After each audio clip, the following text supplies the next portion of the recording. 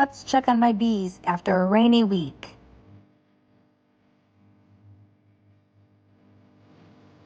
These ladies have been busy building comb and storing nectar.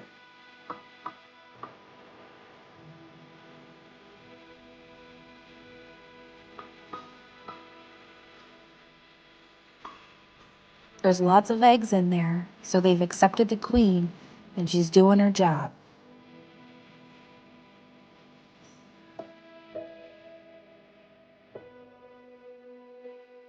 I'll check every week or so, make sure there's no moisture, no pests, and make sure everybody's happy and healthy.